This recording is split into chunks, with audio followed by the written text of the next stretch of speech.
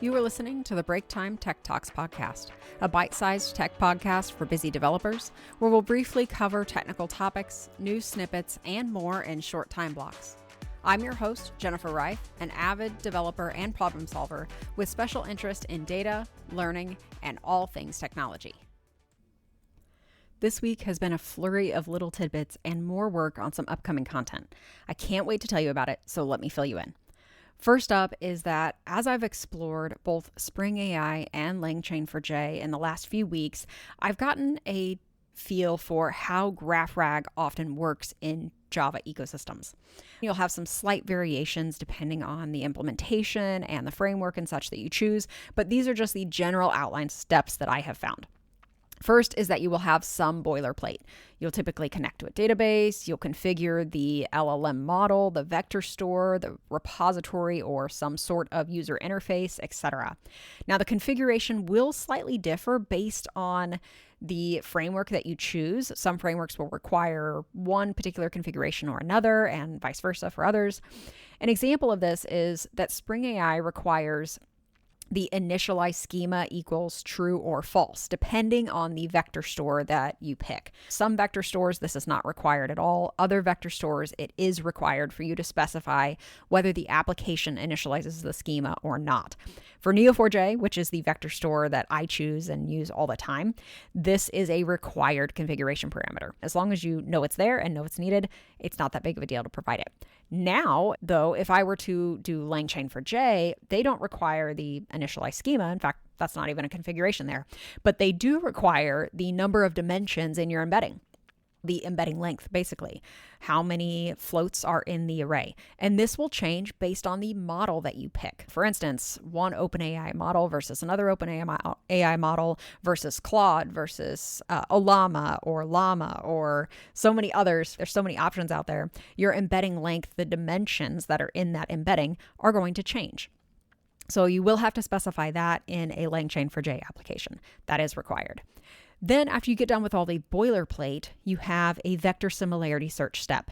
This is where the retrieval augmented generation piece comes in, but it finds semantically similar documents to whatever input you provide. And that could be an input question, it could be a search phrase, it could be something else entirely. But an embedding will get created for that input as well. And then it goes to whatever external retrieval source you have. Sometimes it's a vector store, sometimes it's a list of documents, sometimes it's a folder, sometimes it's whatever. And then it does a semantic similarity search on that vector store, that resource, and finds the documents or entities that are most similar to that input. The next step is often a graph retrieval query. You get done with the boilerplate, the vector similarity search, and then you tack on a retrieval query. It takes the similar results from the vector similarity search and traverses the connected entities in the graph to pull related data to those similar results, extra context and additional entities that are connected to those similar results. You'll have some variations on this depending on the implementation you choose. Spring AI, it feels like to me, has some fewer classes and more options to customize parts of the pipeline. For instance, in naive RAG versus GraphRAG, you can pick and choose which things you want to customize, tack on a GraphRAG with a retrieval query piece without touching some of the other pieces. Where in Langchain4j, it's very easy and straightforward to do naive RAG, but if you're customizing things to GraphRAG, you end up having to write all the boilerplate for all of it. At least I haven't found a way to get around that just yet, but that may change. Both Spring AI and Langchain4j are very straightforward in straightforward use cases, things like a plain LLM call and naive RAG. But when you start getting into those more advanced RAG types of flows, that is where they diverge just a little bit. I also have not done things like agents, memory, or MCP yet with either Spring AI or Langchain4j, so that may change the conversation as well, but this is just my analysis so far. Once you get done with the graph retrieval piece, then you actually need to stuff the context into the prompt and call the LLM. So you have that vector store, similarity results, plus a retrieval query context, and you're going to stuff that into your prompt string and send that over to the LLM in order for the LLM to use that in a response or an answer. This is very similar whether you're dealing with Spring AI or Langchain4j, some slight variations, but generally the same process and steps happen here.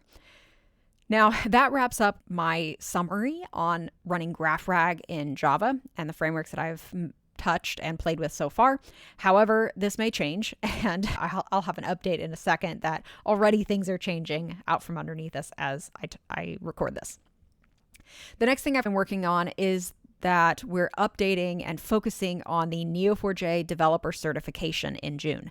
If you're not familiar with the program, the Neo4j certified developer is where you set a standard of your knowledge on Neo4j foundations, how to use, learn, and understand Neo4j in both your personal and professional lives. There's both free preparation materials, things like online courses and general published blog posts and content, but there's also the exam is free as well, just to showcase what you know and the foundations of Neo4j. We will be revamping some older materials, refreshing some things, helping people interact and study for and then pass the Neo4j certification. And I'll be revamping some of my older content as well. There will be some events and things going on later in the month. If you're interested in something like this, you want to take the Neo4j developer certification and are interested in prepping for it and getting a little bit of a walkthrough insight into what's coming, feel free to join one of those. Keep an eye on my channels and on the Neo4j channels to check for details on that. Then the last thing I have for this week is I just saw that Langchain4j released 1.0 general availability. Spring AI just did this recently, and now Langchain4j has joined the group too. Now I need to go back and update both my Spring AI apps and my Langchain4j apps to 1.0 releases. All of those are already out of date. The joys of technology, especially in generative AI. That will be coming. I'm really excited to see where both of these libraries go and the things that they do in the next weeks and months there. I looked at a couple of content pieces this week. One is called Beyond Vector Search, Unleashing the Power of GraphRAG for Smarter Recommendations. This was written by a teammate of mine, and I really liked this article because it actually aligned very well with the things that I've talked about previously on this podcast and some of my other content on the steps of GraphRAG. In fact, we just talked about that earlier in the episode, right? I came across this article after I'd put together my take on the GraphRAG steps, and though the example Sid provides is in Python, it follows the same general steps that I listed above. I also really loved that Sid took a previous example of a chatbot using vector-only RAG that he had built previously and layered GraphRAG onto that. I've mentioned that I like to think of Gen AI in layers, and Sid's perspective also takes this approach. The article takes on process differences between vector-only RAG and GraphRAG, as well as functionality differences, both strengths and weaknesses of each. Then the article goes through some demo steps, highlights some code, and then provides links to repositories and more resources at the end. I really thought this was a fascinating article, so if you want to get someone else's take on this or want to see some Python code, check out Sid's article. The next article that I found was the case against conversational interfaces. And I really liked Julian's take on this. I have some mixed comments, I guess, on this, but we'll dive into that just a little bit more. The article overall talks, though, how tech has tried to migrate to voice-based interfaces, but each time they fizzle out. And the why, from Julian's perspective, is that it's based on two different factors of data transfer: speed and lossiness. Speed is how fast the data transfer happens, and then lossiness is how much information is lost in that transfer step. Using general averages, humans are faster in receiving data, reading or listening to it, versus sending data, writing or talking, and so on. We form thoughts very, very quickly, but actually putting them into words is much slower. However, day-to-day communication, human-to-human interactions feel very fast, don't they? Why is that? Because you have things like body language, gestures, and so on that speed up the interactions and help you shorten conversations with fewer words. If we compare the human-to-human interaction with human-to-computer interfaces, things like GUIs and keyboard shortcuts allow us to interact quickly and make sense of commands without using text formats. Touchscreens further increased this a little bit and made the process flow smoother and quicker, but it enhanced existing experience rather than replacing it. There's still lots of opportunities where touchscreen just doesn't make sense either. Now, where does this leave speech to text? There are some issues in the past with previous iterations where we had technical limitations, right? Things like the AI wasn't fast enough to interpret speech and successfully use it and provide something in return. But even though we've made massive increases and improvements to this, it still seems slower and clunkier to do voice interactions versus keyboard shortcuts or touch. Now, the article and I will both make the case that that does not mean that voice interactions don't enhance or improve several interactions or open the doors for accessibility that just did not exist before. But I do think we have to think intentionally about where voice communication enhances and where it might actually decrease productivity or usage. For instance, one of my thoughts on some of the coding tools out there is evaluating when is it simpler, faster, etc., to explain to the LLM how to build something versus somebody just building it. Where do these interactions, these data transfer interactions, where does it enhance my productivity versus hinder it?